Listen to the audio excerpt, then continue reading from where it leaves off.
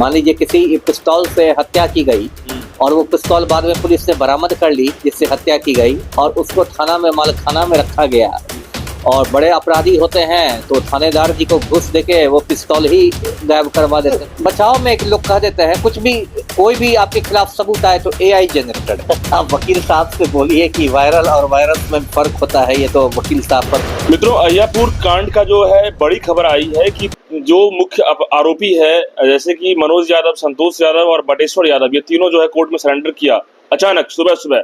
और उसके बाद जो है उनके वकील जो है प्रेस कॉन्फ्रेंस करते हैं कि निर्दोष है और एआई जनरेटेड वीडियो बनाई गई है, इस बात की पुष्टि ये नहीं कर सकते हैं। वायरल और वायरस में इनको फर्क नहीं पता है। वकीलों को कहा था कि लॉ का जानकार, लॉ से वो केस लड़ता है। बहुत किस्म के वकील हो गया। मैं क्या मेरा मुंह खुलवाते हैं। पूर्व आईपीएस ऑफिसर अमिताभ दस्तर हमारे साथ हैं, जिन्होंने कहा था कि बक्सर में इन्होंने जो सेवा दी थी तो कई अपराधियों को ठिकाने लगाया था। और ऐसे में हम इनसे जानेंगे कि आखिर बक्सर की जो अभी हालात में ये मामला जो है पूरा देश में तैर रहा है सोशल मीडिया में, और वकील साहब कह रहे हैं कि निर्दोष है, जहां एक तरफ कह रहे हैं कि इस बात की कोई मतलब नहीं है, निर्दोष है। और वकील साहब के बारे में अभी सर भी बताएंगे कुछ। सर, ये घटना में आरोपी तीनों अचानक सरेंडर कर गया, जो मुख्य रूप से आरोपी है, और पिछले गेट से जो है सरेंडर किया है। क्या लग रहा है? वो कह रहा है कि एआई जनरेटेड वीडियो, वकील साहब कह रहे हैं। वकील साहब को क्या इस तरीके से बात जो कर रहे हैं, इनके पास क्या लॉजिक है? खैर, वकील साहब तो अपना धर्म निभा रहे हैं। अब तो उन्होंने अभियुक्तों से पैसा लिया है, उनके वकील हैं तो वो तो उसका बचाव करेंगे ही, उसमें कोई चौंकने वाली बात नहीं है। उनको रखा ही गया है मतलब अभियुक्तों की मदद करने के लिए, तो वकील साहब तो बोलेंगे ही। और ये वायरस की बातें कह रहे हैं, वायरल वीडियो वायरल और वीडियो वायरस। अब ये तो खुल के सर यही बात आ रही है कि झोला छाप वकील भी हो रहा है। एकदम हो रहा है, क्यों नहीं हो रहा है। झोला छाप डॉक्टर है, झोला छाप वकील है, सब लोग हैं झोला छाप। सर, इस मुद्दे में सबसे मामला अब ये आ गया है कि ये कह रहे हैं कि एआई जनरेटेड वीडियो आ रहा है, कोई मतलब नहीं है इस वीडियो का, और वो अच्छी वीडियो बनाई थी छुप करके। देखिए, पहली बात मैं दर्शकों को बता दूं, एआई जनरेटेड होता क्या है। एआई का मतलब वो आर्टिफिशियल इंटेलिजेंस, यानी कृत्रिम बुद्धि। ये मतलब एक बहुत नई टेक्नोलॉजी आई है जिसने पूरी दुनिया में एक तूफान मचा दिया है। और एआई का मतलब हर चीज़ का एक सदुपयोग होता है, दुरुपयोग होता है। तो एआई का दुरुपयोग भी हो रहा है, फर्जी तस्वीरें बना देने में, फर्जी वीडियो बनाने में। तो आजकल लेकिन उसका ये मतलब हो गया है कि आजकल बहुत सारे लोग जब किसी चीज़ें फंसने लगते हैं तो कह देते हैं कि एआई जनरेटेड है।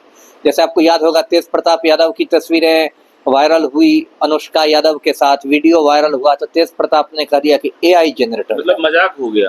हाँ, मतलब बचाव में एक लोग कह देते हैं कुछ भी कोई भी आपके खिलाफ सबूत आए तो एआई जनरेटेड है। तो मैं दर्शकों को बता दूं कि ठीक है, एआई जनरेटेड होते हैं, वीडियो होती हैं, तस्वीरें, लेकिन ऐसा नहीं कि उनको पकड़ा नहीं जा सकता है। जो फॉरेंसिक लैब होते हैं, जो उस तरह की प्रयोगशालाएं होती हैं जिसमें विशेषज्ञ लोग रहते हैं, वो चुटकी बजाने में वो पकड़ लेंगे कि कौन वीडियो एआई जनरेटेड है और कौन वीडियो सच्चा है। ठीक है, हो सकता है कि आम आदमी धोखा खा जाए, आम आदमी की आंखें हो सकता है धोखा दे दे, उसको लगे कि हाँ ये भी तो वीडियो है। लेकिन जो विशेषज्ञ हैं, जो प्रयोगशाला में बैठते हैं, वो 1 मिनट में तकनीकी से पता कर देंगे कि ये नकली है, ये असली है। ये तो ये वकील साहब को नहीं करनी चाहिए। और ऐसे यदि सीधे आप पूछे मेरी समझ से, तो वो जो आपने कहा कि बच्ची ने छिप कर वीडियो बनाया है, वो कहीं से एआई जनरेटेड नहीं लगता है, वो पूरी तरह असली वीडियो है। अब वकील साहब जो बात बना दें तो उनका विशेषाधिकार है बात बनाना। और देखिए, आपने कहा कि 3 लोगों ने इसमें सरेंडर किया है, तो इसको तो मैं बक्सर पुलिस की विफलता के रूप में देखता हूँ कि आप उनको गिरफ्तार नहीं कर सके और उन्होंने सरेंडर कर दिया। यदि कोर्ट में वो पहुंचे तो अचानक पैराशूट से तो नहीं ना उतर गए, कहीं से हो ही के पहुंचे होंगे। इसका मतलब वो बहुत दूर नहीं भागे थे, है ना। इसका मतलब कि जो पुलिस का खुफिया तंत्र है वो बिल्कुल फेल कर चुका है। क्योंकि यदि आप उनको अब देखिए सरेंडर कर गए तो ये लोग जेल चले गए, और अब पुलिस पूछताछ के लिए इनको रिमांड पर लेगी। कोर्ट से पुलिस मतलब ये करेगी, आवेदन देगी, और कोर्ट उनको हफ्ता दिन के लिए या 5 दिन के लिए, जो भी कोर्ट उचित समझेगा, उनको रिमांड पर देगा। वो बात अलग है। लेकिन यदि पुलिस उनको पकड़ती, कहीं छिपे रहते, तो उसका एक ज्यादा एक मनोवैज्ञानिक एक बात होती कि पुलिस ने उनको धर दबोचा। मतलब कि एविडेंस या जांच, पूछ पड़ताल या पूछताछ में बहुत सारी चीजें निकल सकती थी। देखिए वो तो अभी भी पुलिस बोलेगी कि हमने रिमांड पर निकाल लिया, लेकिन उस समय एक बार वो जब कोर्ट में आएंगे और फिर वहां से रिमांड में लेंगे तो पूछताछ में वैसी बात नहीं होगी। ये मैं कह रहा था, पहले वाली बात नहीं रहेगी। पहले वाली बात नहीं होगी, जो पुलिस पकड़ के जिस तरीके से पूछती है अपने तरीके से, वो बात नहीं होगी।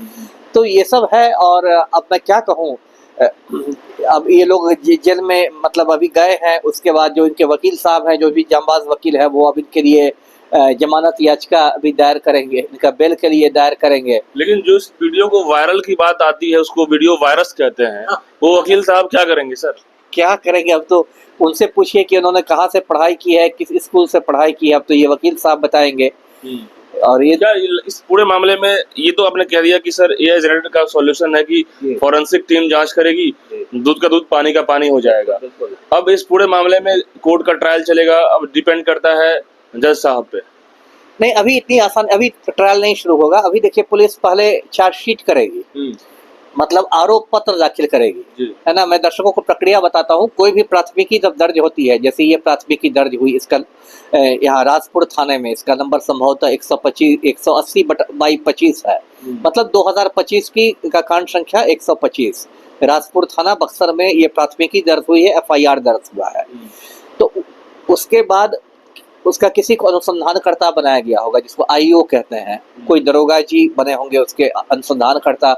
वो केस डायरी लिखेंगे, कांड दैनिकी लिखेंगे। क्योंकि ये गंभीर केस है, इसमें 3 तो लोग मौतें हो चुकी है, एक का टांग काट दिया गया है, और भी ये है, बड़ा केस है। तो मुझे लगता है संभवतः खुद बक्सर SP इस केस को सुपरवाइज करेंगे, पर्यवेक्षण करेंगे। उसके बाद सबूत इकट्ठे किए जाएंगे, और पूरी संभावना अब तक इस केस में जैसा हुआ है कि इन लोगों को पुलिस चार्जशीट कर देगी, आरोप पत्र दाखिल कर देगी। डायरी जो होता है, हाँ, डायरी तो मतलब हर में लिखा जाता है, लेकिन इसमें आरोप पत्र होगा। ये केस फाइनल नहीं होगा, इसमें आरोप पत्र देगी पुलिस, चार्जशीट। और एक बार जब पुलिस चार्जशीट दे देगी, तब फिर कोर्ट की प्रक्रिया शुरू होगी। वो प्रक्रिया में आरोप गठित होता है, फिर सुनवाई होती है, फिर गवाहियां गुजरती है, वो भी एक लंबी प्रक्रिया होती है। सर एक सवाल ये भी हो जाता है कि पुलिस की डायरी कमजोर हो जाती है। वही बोले ना, यहाँ देखिए पुलिस में भी इतना ज्यादा भ्रष्टाचार है, पुलिस पर इतना ज्यादा राजनीतिक दबाव है, या बहुत सारे खेल होते हैं, है ना, बहुत सारे खेल होते हैं। कई बार प्रदर्शी गायब हो जाता है ना, प्रदर्शी गायब हो जाता है, मतलब एक बड़ा सबूत नष्ट हो जाता है।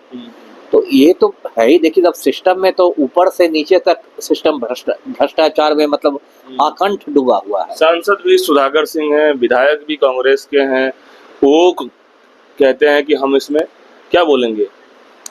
वो नहीं बोलेंगे तो कौन बोलेगा? आप जनप्रतिनिधि है ना भाई, तो आप नहीं बोलिएगा तो क्या बोलिएगा? आप ये तो बोल पुलिस करेगा, हम क्या करेंगे?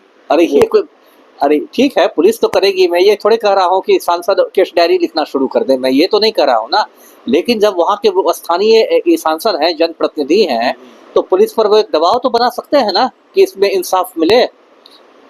वो SP से खुद कह रहे हैं कि हम प्रदर्शन करेंगे, धरना प्रदर्शन। हाँ ठीक है, तो शांतिपूर्ण वो से भी एक दबाव बनेगा, है ना। पप्पू यादव भी गए हैं, बहुत रोना धोना भी किए हैं, तो ये सब से ठीक है, दबाव बनता है। लोकतंत्र का मतलब ही है धरना, प्रदर्शन, ज्ञापन, है ना। तो ये तो होता है लोकतंत्र में। लेकिन तो अंतिम जो आरोपी जो है कोर्ट पेश करेंगे क्या जज साहब के सामने? नहीं, देखिए इन्होंने सरेंडर किया ना, तो उसके बाद इनको जेल भेज दिया जाएगा। मैं प्रक्रिया बताता हूँ। हाँ, जेल भेज दिया जाएगा, और उसके बाद जेल चले जाएंगे। उसको न्यायिक अभिरक्षा कहते हैं, जुडिशियल कस्टडी। जेल का मतलब क्या हुआ कि वो जुडिशियल कस्टडी में है। जब तक किसी को पकड़ के थाना में रखा जाता है, वो पुलिस की अभिरक्षा में रहता है। जब जेल चला जाता है तो न्यायिक अभिरक्षा में हो जाता है। उसके बाद जो IO है वो कोर्ट में देगा, आवेदन देगा कि सरेंडर करके सीधे जेल चले गए तो हमें तो मौका नहीं मिला पूछताछ करने का, इसलिए हमको 5 दिन, 6 दिन, 7 दिन जितना भी लगे इसको रिमांड पर दिया जाए। तो कोर्ट अपने विवेक से तय करता है कि ठीक है 7 दिन में रिमांड या 5 दिन में रिमांड, तो रिमांड पर देगा। तो फिर उनको कोर्ट से थाना में लाके उनसे पूछताछ होगी। रिमांड खत्म होने पर फिर वापस वो जेल में चले जाएंगे। इसी बीच जो उनका वकील होगा, वो वकील उनके जमानत की अर्जी दाखिल करेगा, उनको बेल दिलाने का प्रयास करेगा, जेल से निकालने का प्रयास करेगा। तो ये गंभीर मामला है, इसमें इतनी आसानी से बेल नहीं मिल जाएगा। हो सकता है निचली अदालत से नहीं मिले, हो सकता है हाई कोर्ट में जाना पड़े, और उसमें भी कोर्ट क्या करेगा कि सीधे बेल नहीं देगा, केस डायरी की मांग करेगा। मतलब अनुसंधानकर्ता से कहेगा केस डायरी कोर्ट के समक्ष पेश करने के लिए, और उस केस डायरी को पढ़ के जो भी जज साहब होंगे वो देखेंगे कि इन अभियुक्तों के खिलाफ सबूत कैसे हैं। बहुत मजबूत सबूत हैं कि कमजोर सबूत हैं, सिर्फ संदेह के आधार पर गिरफ्तार किया गया है कि कुछ गिरफ्तारी का कुछ और और मजबूत यदि आधार सर है। इसमें यदि एआई जनरेटेड वीडियो की बात जो कहा जा रहा है, यदि फॉरेंसिक टीम यदि इस बात की सत्यता की पुष्टि कर देगी कि वीडियो रियल में बनाई गई है, तो फिर उसके बाद तो कितना असर बहुत बहुत मजबूत ये हो जाएगा, बहुत मजबूत ये हो जाएगा। अभी देखिए पिछले साल 1 जुलाई से जो लागू हुआ है देश में नया कानून सब जो लागू हुआ है, पहले आईपीसी था, बीएनएस आ गया है, भारत न्याय संहिता सब, तो अब तो उसमें डिजिटल एविडेंस का महत्व और भी बढ़ा दिया गया है। क्योंकि आज तो देखिए पूरा जमाना है डिजिटल का, हर किसी के हाथ में मोबाइल है, ये है वो है। अब व्हाट्सएप चैट को भी मतलब सबूत के तौर पर ये रखा जाता है और अदालतें मानती है व्हाट्सएप चैट को। व्हाट्सएप चैट हो गया, कोई फेसबुक पोस्ट हो गया, किसी का वीडियो हो गया, कोई ये हो गया, तो उसका जज साहब को तब तो सोचना पड़ेगा इसमें, बहुत सोचना यदि पड़ेगा, वीडियो बहुत सोचना पड़ेगा।